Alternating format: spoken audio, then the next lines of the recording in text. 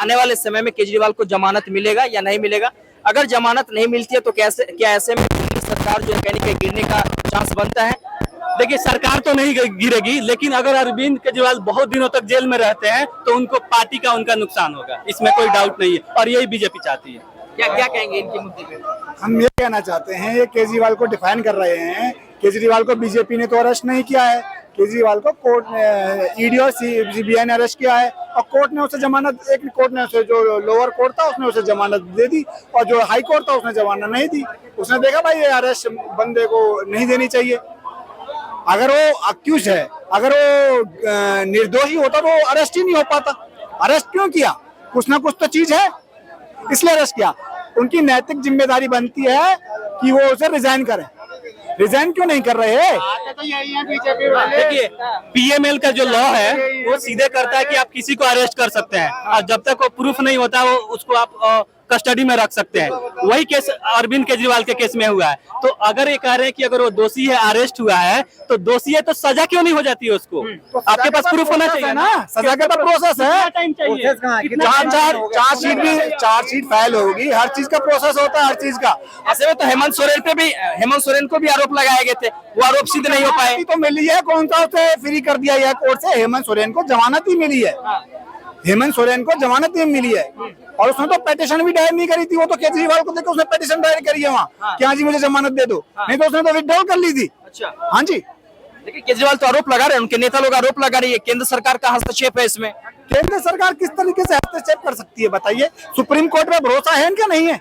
Court पे देखिए, judiciary पे किसी ये का भरोसा है या नहीं सुप्रीम है? कोर्ट में मैटर ही नहीं गया है, और ये जांच एजेंसियां है, उसके आप देख लीजिएगा वो किसको रिपोर्ट करते हैं। जांच एजेंसियां जो है सेंट्रल गवर्नमेंट को रिपोर्ट करती है, उनके इशारों पे काम होता है। तो जब तक किसने रिहा किया था? लेकिन सुप्रीम कोर्ट में मैटर नहीं किया, 21 दिन के लिए किसने रिहा किया था? पूछ लीजिए। तो सुप्रीम कोर्ट में मैटर ही नहीं गया। उनको बेल मिला था ना जी, उनको सजा तो नहीं हुई है, और उनको जब सजा, आपका तो मैटर ही नहीं गया। 21 दिन के लिए प्रचार के लिए किसने उसे बेल दी थी? सुप्रीम कोर्ट ने ही बेल दी थी। मतलब सुप्रीम कोर्ट अच्छा हो गया था कि सुप्रीम कोर्ट बिल्कुल निष्पक्ष हो गया था, और अब सुप्रीम कोर्ट हाई कोर्ट अब हो गया गड़बड़। सुप्रीम कोर्ट और हाई कोर्ट की बात नहीं की मैंने, जांच एजेंसियों पे सवाल उठाए हैं, क्योंकि ये जांच एजेंसियां सेंट्रल गवर्नमेंट को रिपोर्ट करती है। इनके अपॉइंटमेंट जो टॉप ऑफिसर्स होते हैं इन्हीं के द्वारा होती है। जब बीजेपी अपोजिशन में थी तो यही बीजेपी कांग्रेस पर आरोप लगाती थी कि आप सेंट्रल एजेंसियों का मिसयूज कर रहे हैं, और जब आप पावर में है तो आप बोलते हैं ये तो स्वतंत्र काम करती है। स्वतंत्र काम कहाँ करती है भाई? आप एक एग्जांपल देखिएगा, तो एक सीबीआई के डायरेक्टर अरेस्ट हो जाते थे, अरेस्ट हो गए और रातों रात बदल दिए गए। कैसे बदल दिए गए? अगर स्वतंत्र वो काम करती है तो कैसे आपने बदल दिया? गड़बड़ है और सीबीआई गड़बड़ है, कोर्ट तो गड़बड़ नहीं है। कोर्ट तो ईडी के कहने पे नहीं चल रहा। मोदी जी ईडी मोदी को चला रहे हैं, सीबीआई को मोदी जी चला रहे हैं, ठीक है। कोर्ट को तो मोदी जी नहीं चला रहे हैं, और ना ही कोर्ट को ईडी चला रही है, ना ही कोर्ट को सीबीआई चला रही है।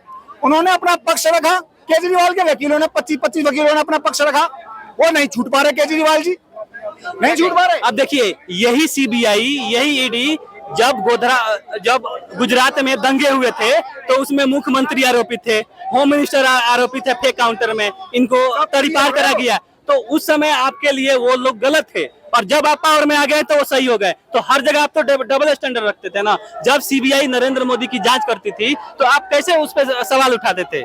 क्योंकि आपको पता है कि कैसे इसका मिसयूज होता है, और वही चीज हो रहा है। कैसे नहीं हुआ भाई? केजरीवाल रो रहा है, जितना केजरीवाल रो रहा है, सिर पीट रहा है कि हमारे नेता को यहाँ डाल दिया, वहां मोदी जी गए वहां पर सीबीआई के उसमें, और जो इन्वेस्टिगेशन हुई उसमें पूरा सपोर्ट किया। और ये बार बार कहा जा रहा है कि केजरीवाल सपोर्ट ही नहीं कर रहा, अपना पासवर्ड ही नहीं दे रहा फोन का।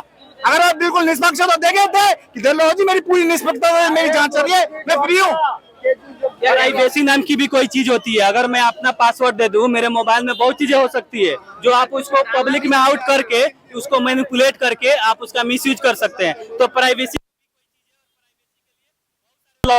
अगर आपके पास ट्रेल है, हर चीज है, तो आप मांगी जा रही है, आप प्रूफ दीजिए ना।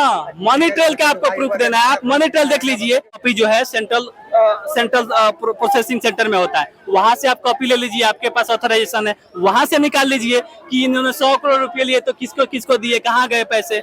आपके पास 50 करोड़ जब आप क्यों देगा, उससे ज्यादा होगा तो आपको ऑनलाइन ट्रांजैक्शन किया जाए। तो जब 100 करोड़ का ट्रांजैक्शन हुआ है तो आपके पास कैसे प्रूफ नहीं रहेगा? अगर नहीं है तो निर्दोष है वो, उसको आप छोड़िए।